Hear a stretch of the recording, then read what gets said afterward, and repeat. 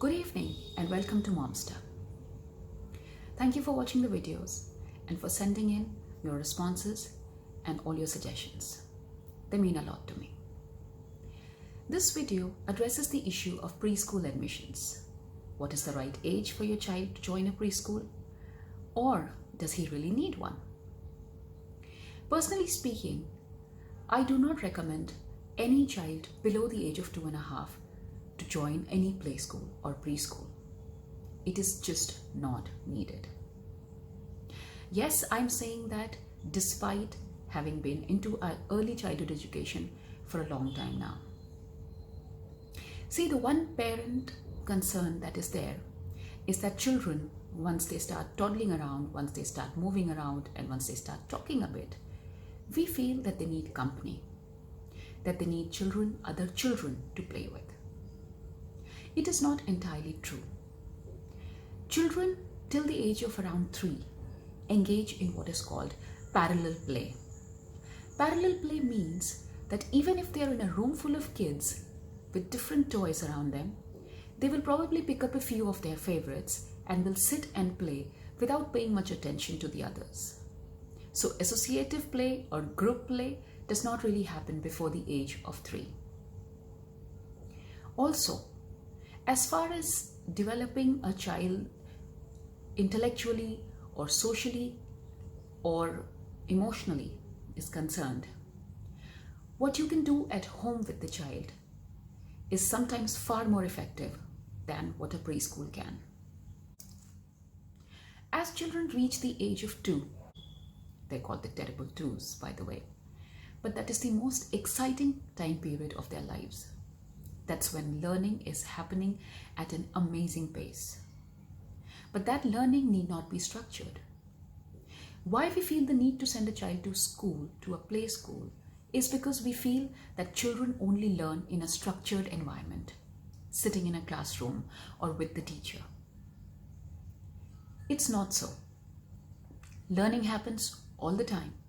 In fact, it happens best when the child is in a familiar, comfortable environment where he feels loved and accepted by the teacher. And who could be a more loving or a more affectionate or trusting teacher than the primary caregiver himself or herself? It could be the father, the mother, or a grandparent. There are numerous activities that you can do at home which will help a child develop a strong base for school readiness and for learning throughout life. When you pick out dry clothes from outside, ask your toddler for help in classifying them, in sorting them out into 3 different piles. Clothes that belong to Papa, clothes that belong to Mom, and clothes that belong to him or her. This is a basic sorting and classification skill that will really help them in developing their mathematical skills later on. Then, of course, simple things like setting a table. Laying a table requires a child to count the number of spoons or glasses or plates that are required. And carrying them from the kitchen to the table requires body balance. It's a gross motor skill. It also develops visual motor coordination, so the child knows where to place what. These are essential skills, these are life skills. Not only will they help your child's growth, they will also teach your child a very valuable lesson, that being part of a family means being responsible, means sharing the workload, and it will give a sense of meaning to the child, a sense of belonging, and the child will develop self-pride. They will know that they are a contributing member to the household. It may sound like it's not really possible at this age, but all of this starts developing before we realize. Similarly, reading stories to your child. We feel somehow that just because a baby is not able to speak, a baby cannot even understand what we are saying. All of us know that's not the truth. The earlier you start reading to your child, start showing them picture books or even newspaper, the sooner they realize that there is a connection between the spoken word, the written word, and its meaning. I personally started reading to my children when they were 6 months old. There's not a lot of investment that is required there. Just one big bright word book. But that is all it took for them to be lifelong readers. These are activities that won't really take up a lot of your time, but they will go a long way in accelerating your child's learning and in firing up their imagination. Then, of course, there's vocabulary building, recognition of shapes, colors, all of which you can do at home easily. While you're dressing up the child, try saying things like, today you're wearing a red shirt on top of red trousers, or blue pants, or green shorts. Where are your white shoes? Get your blue socks. Similarly with shapes. Where is the square table today? Where is the round stool? Did you see the circular stool? Can you point out to me the rectangular door that is there in our room? There is so much to do, so much to learn. It cannot be contained in a 2 or 3 hours time frame. It will happen. But it won't happen before time, even if you push it. You see, children are not taking part in a race.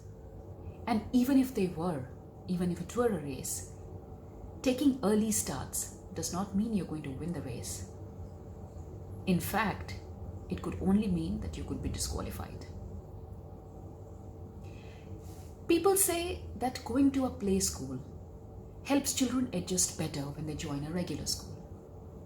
Well, actually, studies have suggested, and I have seen personally, in my experience as a teacher, that the difference really exists just for the first couple of months. After that, all the children are at par and they are learning and adjusting at their own pace. So it doesn't really matter if your child has been to a play school before attending a regular school or if they are going to the nursery class directly. If the age is right and if the child is ready, learning will happen. Shifting from a play school to a big school is a big change. They will need time to adjust. Similarly, going from home directly to the school is again a big change. So take your time and be very honest and practical while discussing this with your partner.